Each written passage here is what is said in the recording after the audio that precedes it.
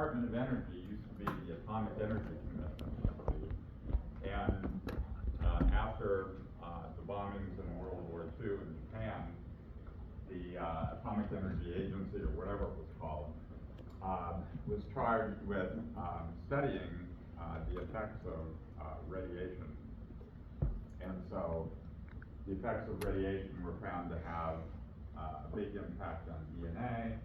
And so what evolved into the Department of Energy had always been interested in the impact of radiation on the human genome. And from that evolved this idea of sequencing of the human genome. And the idea of sequencing of the human genome really came before the technology was there to do it.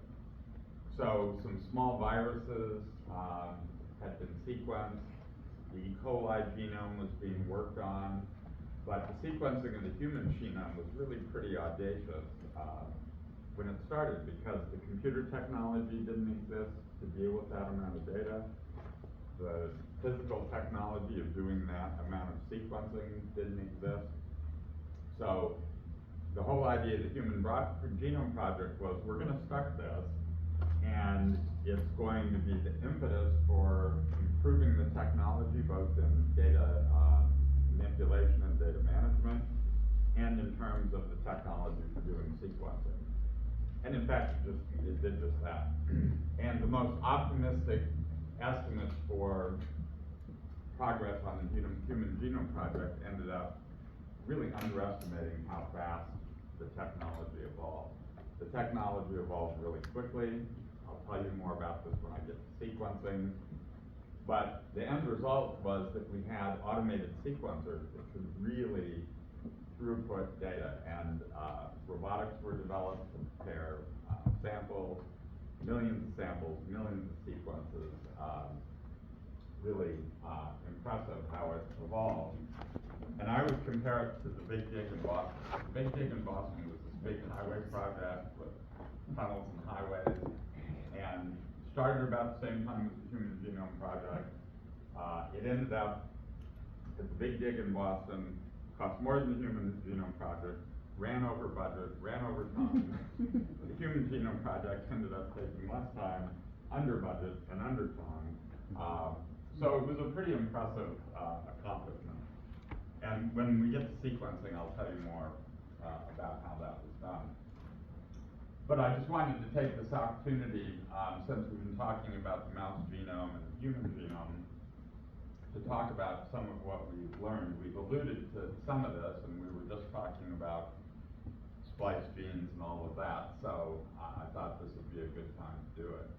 So the first draft of the human genome was published in June of 2000, published in both Nature and in Science. I have those issues. I saved them. I actually have multiple copies. I'll show you pictures of the covers. But it was a big event. But it wasn't finished. So it was a first draft. It was pretty good. It was probably 90% complete at that time. And then it took another 23 years to finish it. The last couple percent of the genome took a very long time.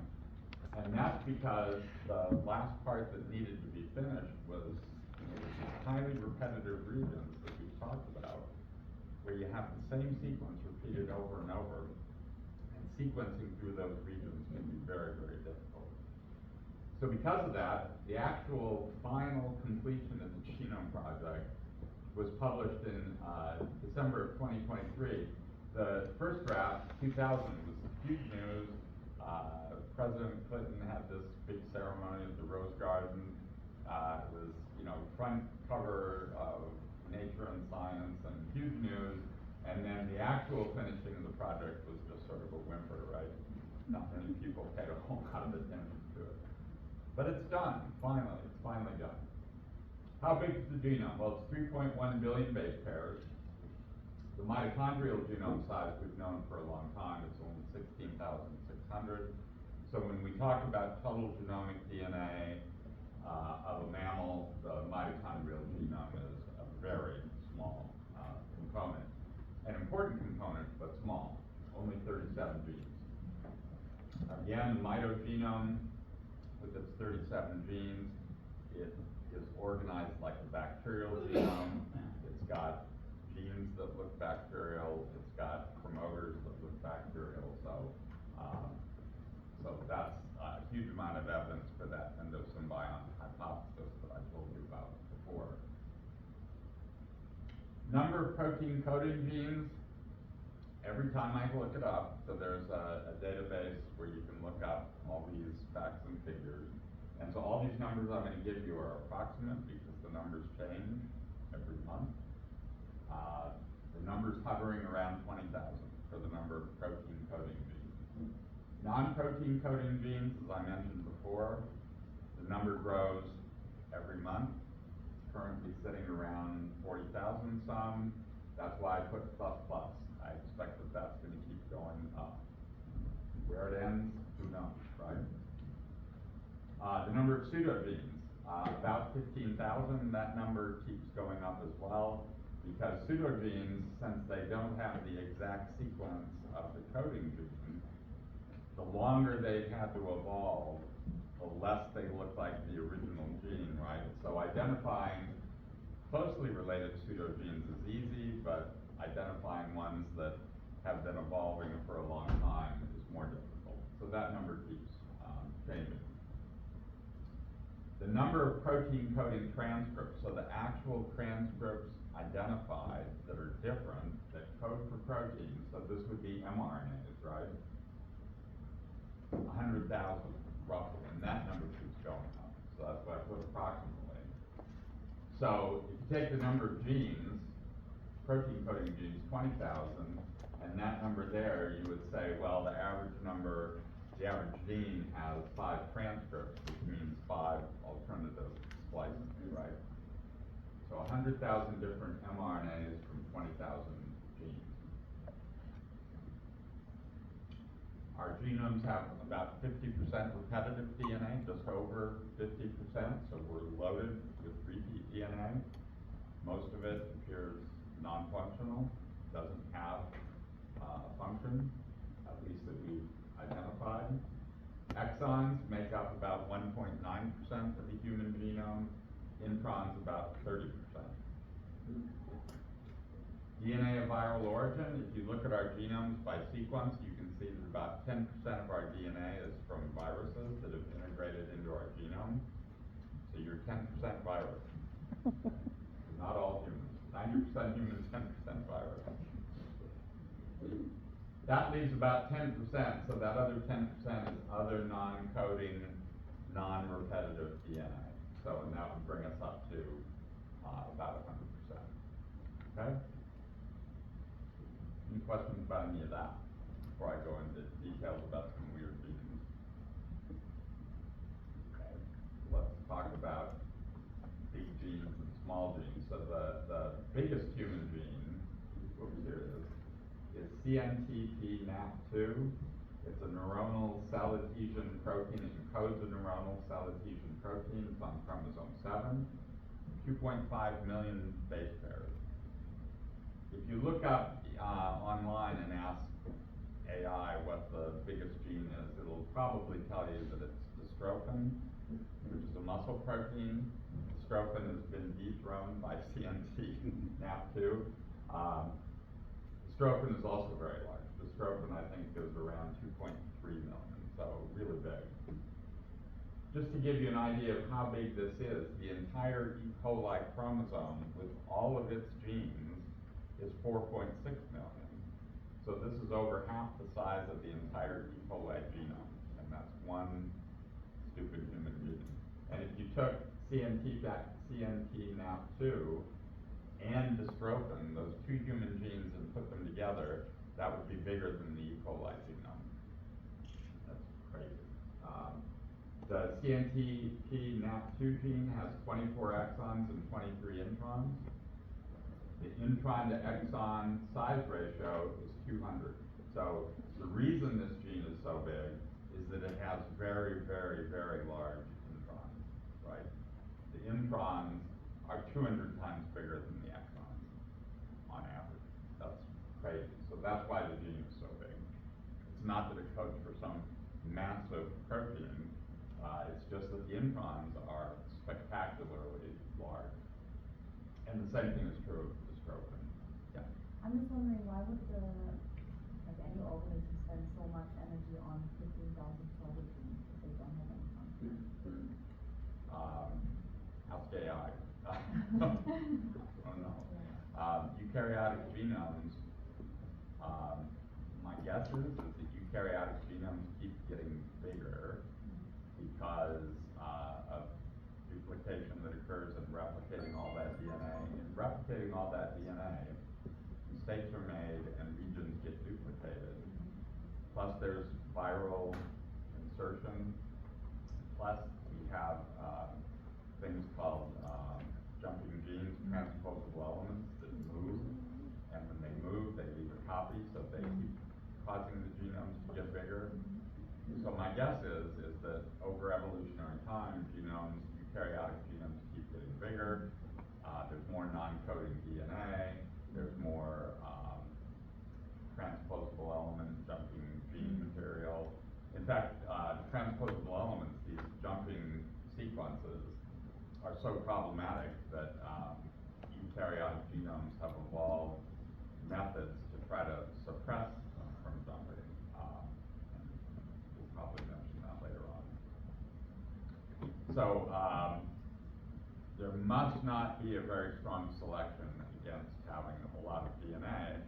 And in fact, we can see that with other organisms. There are plants that have genomes that are vastly larger than ours. There are amphibians that have genomes that are vastly larger than ours. We're 3 billion base pairs. There are organisms that have genomes that are 10 billion, 20 billion. So, and they don't have more genes. They just have more non-coding, more repetitive DNA, more non-coding DNA. So things are going in a weird direction for eukaryotes. And I don't know where it stops, but for plants and amphibians, it just has seemed to keep getting bigger and bigger. You can find plants with small genomes, and then you can find plants that aren't really any more complicated with these massive genomes. So yeah, evolution is a weird thing. Yeah. Is there evidence that the older the eukaryote the species, the bigger the genome? Well, that's a tough question. I would say the way to look at it is that genomes, so organisms that are single-cell eukaryotes like yeast, they have to grow like bacteria. They have to outcompete by growing fast, like bacteria do. So the way they survive in the environment and compete against their colleagues is by just growing as fast as they can. And so they have smaller genomes. They have obviously some evolutionary pressure to keep their genomes small. So if you look at yeast, yeast has a lot less repetitive DNA, has less viral DNA, has smaller introns, has more genes that have no introns. And then you look at organisms that grow more slowly, mammals, amphibians, etc., much bigger genomes. Do humans or just eukaryotic organisms in general have any defense mechanism like that uses the viral DNA in our genomes, kind of like bacteria with Cas9? Like, is there any sort of system like that? Not like specifically like Cas, but specific to No. We have our immune system, and if the virus integrates into the genome, it's going to stay there. Yeah. So these viruses are retroviruses, they're not viruses. No, some of them are retroviruses. A lot of them look like RNA virus sequences that have been turned into DNA and then inserted into the genome. But some are DNA viruses where that DNA through recombination, it wouldn't be a very common, frequent thing, but if you have DNA molecules together at some low frequency, they will recombine. And so DNA viruses have also found their way into our genome. But these retroviruses also break down translated. But Yep. they do something like that. Yep. Do any of our viral genes get transcribed and translated? Probably. Are they making anything that we need, or are they making things that might be not great for us? I don't think we know all the answers yet, but there's a lot of weird stuff in our genomes. And in fact, one of the great things about sequencing other genomes, besides human, other than the fact that, you know, it's important to look at other organisms and study them, one of the interesting things that's been found is that there's this phenomenon called horizontal gene transfer, HGT.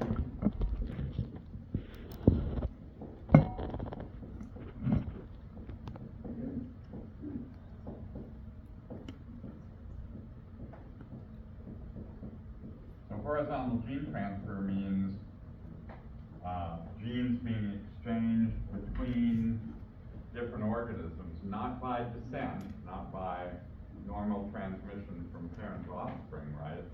But horizontally, from organism to organism this way.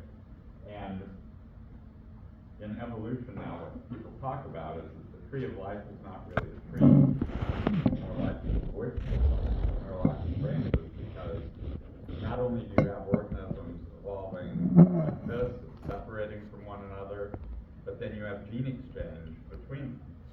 So for example, in our genomes, you can find genes that look like they came from plants, genes that look like they came from insects. How did we get those things? Well, you know, we get bitten by a mosquito injects, you know, material that maybe the mosquito picked up from resting on the plant. You know, DNA gets around. And it's been known for a long time that bacteria exchange genes horizontally. But this idea of gene exchange amongst eukaryotes is really a newer discovery, and the extent of it, I think, is much greater than people imagined before. These viral or other genes that get in can't get into the species unless it's through a gamete cell, right? So is that what happens? The virus spreads long enough to get to the gamete cells and gets integrated? Yeah, somehow. I mean, these things are, I'm certain, very infrequent, but of course, over evolutionary time, infrequent events, you know, you're going to get accumulation of DNA from those events, right? So, yeah, so if you go on NCBI or Google and look up horizontal gene transfer in humans, you'll find evidence of all different kinds of weird genes in the human genome. So, okay, we're mostly human, but we have a lot of virus. So we're part virus, we're part plant, we're part insect. And it's not just us, all organisms are like that. So, you know, the world is one big giant gene pool. And, you know, there's this exchange going on. It may be slow, but it's happening. It's really, it's an interesting way of looking at things. Anyway, I told you about these. The gene that has the largest number of exons in the human genome that's known is this gene titin, the muscle protein.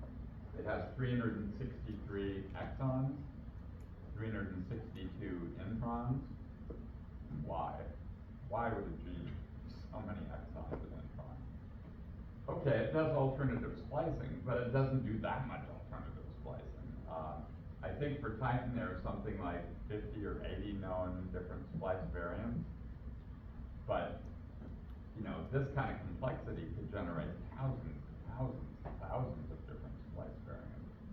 So the number of introns and exons here is not being utilized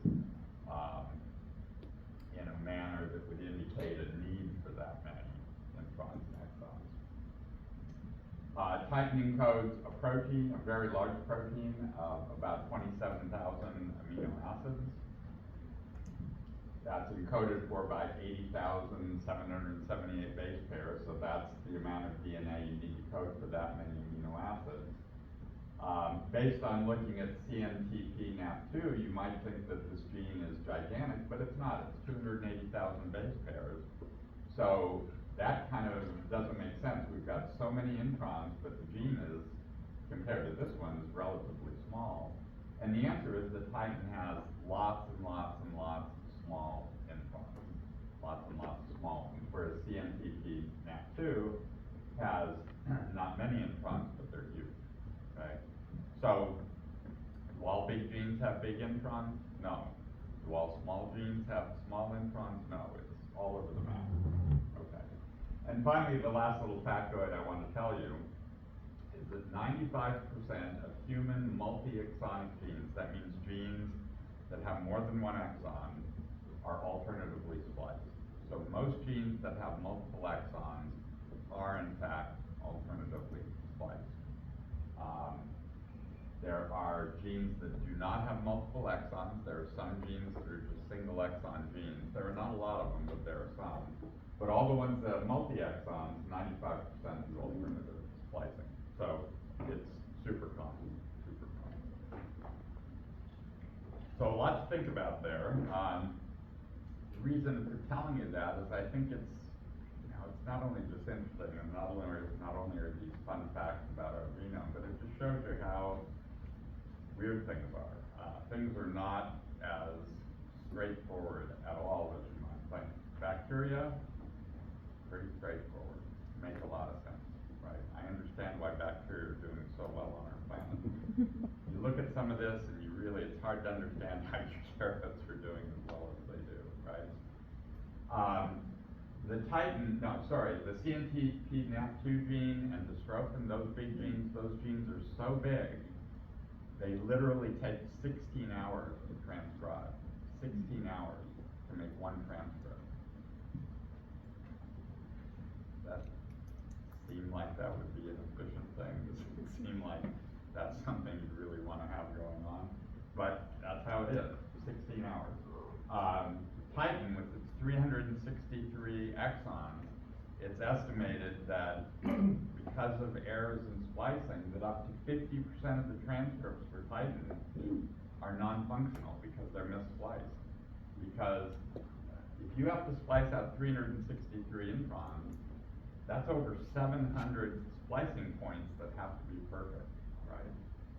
And if the error rate is, you know, even 0.5% or something or less, it's still going to be, you know, a really big error rate. So, wow, anyway, kind of mind-boggling to think about this stuff. So, I think it's important for us to understand most people study pretty straightforward genes, pretty simple things, but I think it's important to understand really how weird and complicated that things really are.